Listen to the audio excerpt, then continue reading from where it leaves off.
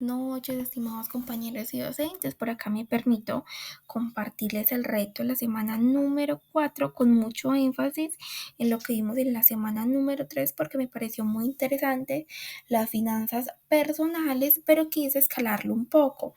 Entonces, según lo comentaba en el video que sube el profesor, eh, en el material de estudio, quise investigar en la biblioteca del ITM un estudio muy interesante sobre la influencia de las características sociodemográficas y el exceso de confianza en las decisiones de los inversores, analistas y profesionales de inversión a la luz de las finanzas comportamentales, ¿cierto? Básicamente esto es cómo las personas compran y se rodean del mundo de la economía, pero por emoción, por impulso, como estoy comprando yo, por un sentimiento, por un impulso, como lo decía. Por acá les quiero presentar mi mapa mental y quiero primero compartir con ustedes una breve descripción de qué son las finanzas. Luego quiero compartirles unos principios y unos principales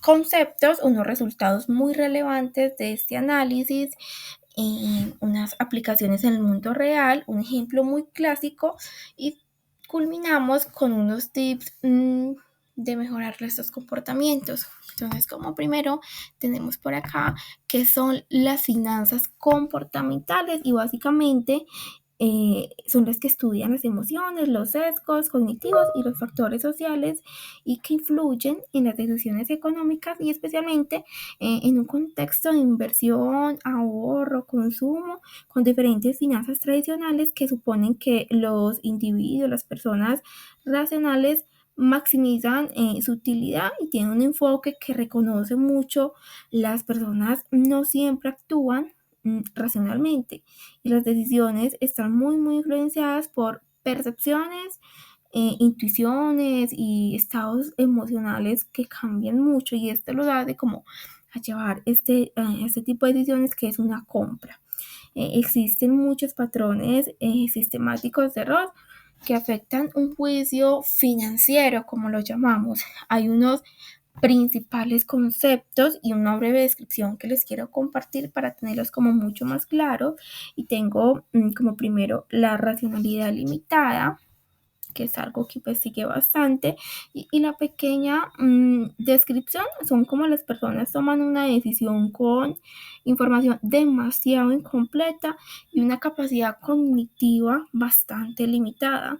También tengo unos sesgos cognitivos, unos errores sistemáticos en el pensamiento, ¿cierto? Y como el exceso de confianza hacen que la persona lleve a una pérdida eh, por mucho afecto de algo.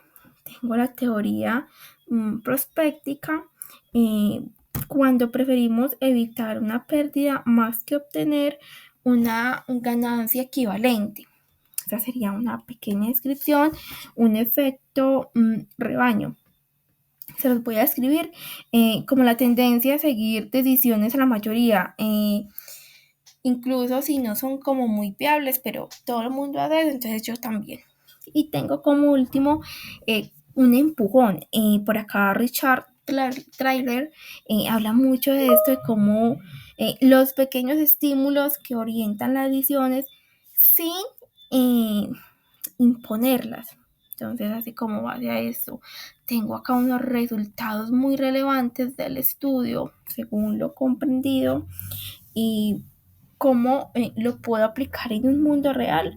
Sería en un diseño de productos financieros mucho más intuitivos, una mejora también de estrategias de inversión personal. Eh, Tengo un concepto muy claro y es una prevención de errores comunes en una decisión de ahorro y en el comportamiento de los consumidores y el mercado, pues como un aval fundamental para esto.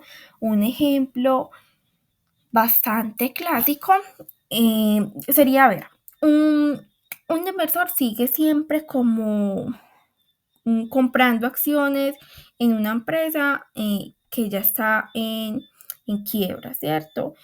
¿Por qué lo hace? Porque principalmente él cree que se va a recuperar algún día y que va a estar como estuvo, ignora todos los datos, los objetivos, y está muy influenciado por el sesgo, el exceso de confianza y la adversión de la pérdida. Entonces, las finanzas comportamentales ayudan a identificar y corregir el tipo de comportamientos, pero esto pasa mucho cuando una persona ya tiene ese pensamiento muy arraigado, pasa demasiado, ¿no? Y está convencida que así va a seguir siendo y tiene esto como bastante ahí incrustado.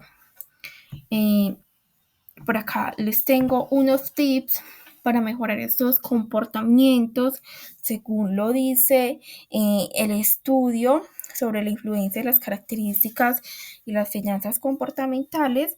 Y como primero teníamos como reconocer los sesgos, ¿cierto? Que yo he hablado ya de esta palabrita mucho en este video y es lo que nos ayuda a identificar si está cayendo como en el exceso de confianza, en una pérdida, en un efecto rebaño o en un sesgo de confianza muy, muy enorme. Entonces yo invito a que las personas se pregunten a sí mismas si estoy tomando una decisión por unos datos muy objetivos o por una intuición emocional pasajera.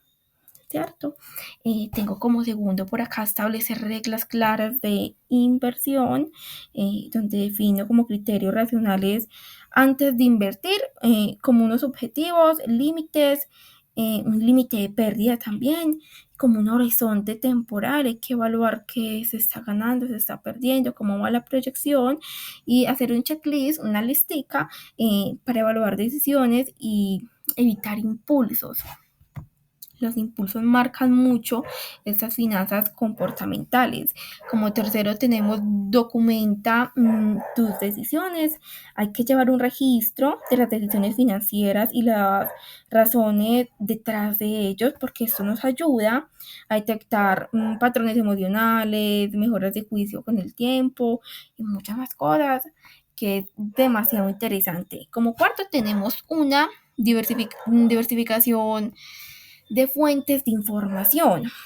Eh, yo creo que no hay que quedarse con lo que confirma la opinión, ¿cierto? Hay que buscar evidencias, ¿cierto? Hay que evitar tomar decisiones basadas en titulares, en redes sociales. Hay que hacer un análisis profundo sobre lo que realmente eh, tiene la información, que tiene de bueno y que no, y hacer algo muy crítico sobre ello. Como quinto, tenemos aplicar el principio de espera reflexiva, ¿cierto? Antes de ejecutar una decisión importante, expirar cierto tiempo, no sé si estamos hablando según la decisión que va a tomar de horas, de días o según qué, para evaluar y esto reduce un impacto de emociones momentáneas como euforia, miedo, ansiedad y muchos temas que se arraigan a eso, que nos hacen a tomar ese impulso, como lo hablábamos ahorita, de querer comprar, de querer invertir, de querer hacer algo, pero ya, y no mirar como mucho más a fondo qué es lo que es realmente importante, en qué tiempo, si es prudente hacerlo ya, si no es prudente, si hay que tener una espera considerable. Como esto tenemos algo muy, muy importante que nos habla de ese estudio, es la consulta de terceros muy objetivo, es hablar con colegas, asesores, mentores, con personas que nos puedan ofrecer una visión externa y racional y a veces una mirada desde fuera detecta sesgo, sesgos que uno no ve y no tiene muy claro. Entonces también el desconocimiento puede llevar a tomar una muy mala decisión. Entonces, podemos consultar asesores, mucho tipo de información, podemos leer, podemos mirar cómo está, si vamos a invertir, qué es lo más importante, podemos ayudarnos con ese tipo de herramientas para tomar una muy buena decisión, pero siempre y cuando, como lo digan, con una buena consulta y este tipo de cosas, ¿cierto? Como séptimo tenemos una simulación y escenarios diferentes que nos ayuden a evaluar eh, mm, reaccionarias, ¿cierto? Como ante distintos resultados, una ganancia, qué pasaría si tengo la ganancia, si tengo una pérdida, si esto es muy volátil, esto fortalece tolerancia al riesgo, reduce decisiones muy impulsivas y nos ayuda como a tener un panorama mucho más claro de qué hago si pasa esto o si pasa aquello, pero tengo opción A, opción B y opción C. Entonces nos ayuda como a tener ese panorama. Como octavo y último y no menos importante, educar la mente financiera, ¿cierto? Hay que estudiar casos reales de errores por sesgos de conducta, de comportamientos, aprender sobre la teoría, aprender también sobre la experiencia, si ya nos pasó una vez, puede que nos vuelva a pasar o puede que no, o ya tenemos el suficiente conocimiento para atravesar esto, o si no tenemos un amigo, un colega, un conocido que pasó por algo similar, que quebró o que quizás también fue positivo, que él hizo una técnica que le funcionó, creció, invirtió y le funcionó muy bien. Y hay que aprender sobre todo esto y no hay que tener una racionalidad y un criterio tan limitado.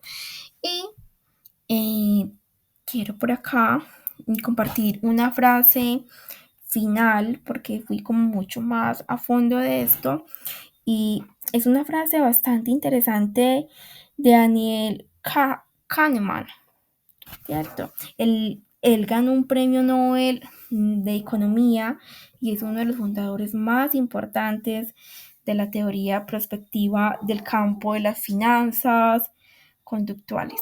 Entonces, él decía que el exceso de confianza entendido como la tendencia de los inversores, analistas y profesionales de inversión, es sobreestimar sus habilidades y conocimientos porque constituyen uno de los seguros cognitivos más influyentes de la toma de decisiones financieras, tal como lo plantea Daniel en el marco de las finanzas comportamentales, donde la racionalidad limita y las emociones distorsionan sistemáticamente el juicio económico. Entonces, chicos, muchas gracias por escucharme. Yo espero les sea de todo su agrado este video, que tengan una feliz noche y los que por acá vean este video y no hayan subido su reto número 4 de esta semana, por favor anímense a subirlo, que tengan una excelente semana.